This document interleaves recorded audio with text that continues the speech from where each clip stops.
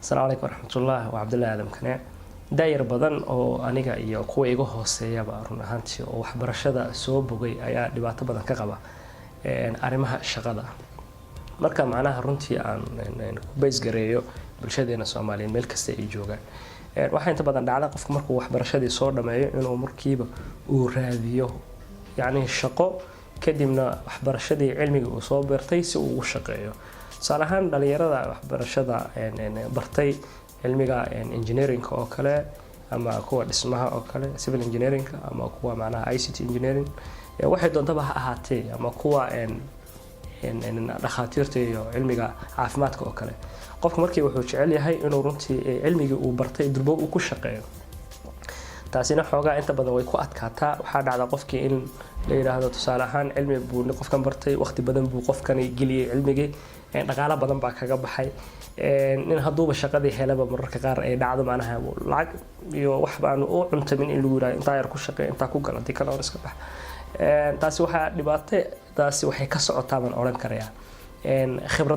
khibradda qofku shaqadan uu leeyahay inay yartahay qofkii cilmiga uu leeyahay sax cilmiga uu bartay waa takhasus qofkii laakiin si qofkii khibrad shaqo ma laha marka waxa muhiim ah in la iswaafajiyo cilmiga aad baratay iyo runtii iyo qofkii ina khibrad yeelatay waxa jirtay ma soo gaarin anigu laakiin se Soomaali ahaan markaan u fiiriyo qofka markuu cilmiga macnaha soo barto jaamacadda ka soo baxo waxa la gelin jiray xiradi xalana oo kale inuu qofkii tababar sameeyo military inuu runtii qofkii uu noqdo qof naftiisana difaac bari kama hadii loo baahdo qofkii inuu macnaha runtii dalkii uu anfici karayo sidoo kale anigu dalkan ku noolay Kenya oo kale qofka markuu cilmi soo barto oo kale oo runtii takhasus habeeyo dawladda shaqo siisa sidaas la mid bayna u dhici jirtay xageeni lafteeda oo macnaha dawladda shaqo siin jirtay qofka marka halkaas sano oo macnaha uu waxa looga baahan qofka hal sano oo ah macnaha inuu cilmigii uu bartay oo runtii uu sameeyo oo khibrad uu yeesho haduu waliba takhasus uu leeyahay waliba muhiim way qofka markuu takhasus leeyahay macnaha uu sameeyo khibrad wax leeyahay khibrad shaqo cilmigii uu bartay inuu ku shaqeeyo inuu runtii uu arko wixii inuu sidii uu bartay inuu keeni karo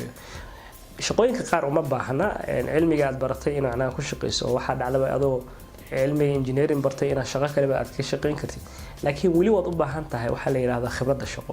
marka waxa xusid mudan in dhalinyarada ay runtii ay yeeshaan khibrad shaqo hatta hadaad wax baranin khibrad shaqo waad sameyn kartaa oo waad yeelan kartaa qofka xadidaya ma aha laakiin qofka haduu wax bartay waa muhiim waana muhiim waliba waxaan soo jeedin lahaa oran lahaa dhalinyarada ku baraarujin lahaa si aad runtii ula macnaha aad uga gorgortantaan cilmigii iyo dhaqaalihii idin galay marka idin muuqdo dadka shaqooyinka idin siinay ama shirkadaha ahaadaan ama shakhsiyaad ahaadaan si aad ula gorgortanto oo gorgortankaaga uu noqdo mid awood leh dawayna macnaha aad dhihi kartaa anigu waan soo shaqeeyay hal sano laba sano waxaan leeyahay macnaha khibrad shaqo oo waan garanayaa حتى واحد دبولي كرتا علمية أتصور برتي شقوين كلا عن خصينين ومهم مركا وحنيه لها ضد بدن بنركاي اللي يربطنا أذوق عبا تعرفها نوع سكلا إن شقوين إنسان دخسهلين إن معناها رنتي العجر اللي يخش شقة إن كدور بداية إن عند الجوجان بحسحنا معها وحنانو ليه لها با أنت معناها العقد أذر هذين إنسان مركو هرب هرت خبرات شقيشة shaqada lafteeda waxay u baahan tahay cilmi iyo barasho waayo shaqadu way kala duwan tahay qof wax buu gadaa qof wax buu macnaha xamaalaha alaabtu rasteeya iyo lafteeda barasho u baahan galbeedka marka la aaday dad badan baa waxay ka shaqeeyaan macnaha in alaabta ay rasteeyaan kaliya boxka inaad qaadidoon meel dhigtid baahida cilmi u baahan bay ku leeyihiin waana run sidaas la eg waxa muhiim ah qofka inuu barto macnaha si dadka iyo customerka loo qanciyo qof buuqsan oo xanaaqsan baa ku imanaya alaab laga iibiyay adigu ma ahayn baa laga yaabaa qofkii ka iibiyay laakiin qofka adigu kugu imanaya kuma garanaya qofka meheradu garanaya kadibna adigu buuqi iyo xanaaqa kugula dhacaya waana khasban tahay qofka inaad qaabishid oo dhageysatid oo runtii aad qancisid aad dajisid oo ku qancisid qofkii wixii loo sameyn karo in loo bedeli karo agabka qaarkood warranty bay leeyihiin qaarkood service warranty bay ku jiraan oo in loo sameeyo macnaha uu ballanka yahay qaarkoodna de macnaha warranty ma laha waxa xusid mudan waliba waxyaalaha qaar inuu qofka faham daro dhinaciisa ka timid ay jiri karto uusan wixii ba haleysneenba waxa ugu badan qalabka aan ka shaqeeyo electronic ah sida waxa igu dhacday mar qofan mobilka iibiyo mobilada qaar xagga dambe batriga wuxuu ku leeyahay bacyar marka qofkii waxaan ku diirmay waan degdegsanahay waan siiyay iska baxay waxa ii yimid customerkii oo qaylinayo wax fig baad iga iibisay waad ii khiyaantay waa kan durbo waan fahmay maxaa jira aan ku ori bahalkan ma shidmayo qoyar baan qofkii oo arkay waxaan ku ori waxa laga yaabaa cilad farsamo iska jirto iyo customerkii oo arkan bacdi ka fiiqay batriga mobilka geliyay waan shiday marka customerka waxa jiri kara marka qaar faham darro xaqiisa ka yimid lafteed laakiin inaad ku qancisid dhageysatid fahamtid wixii xallisid lafteeda waxay u baahan tahay barasho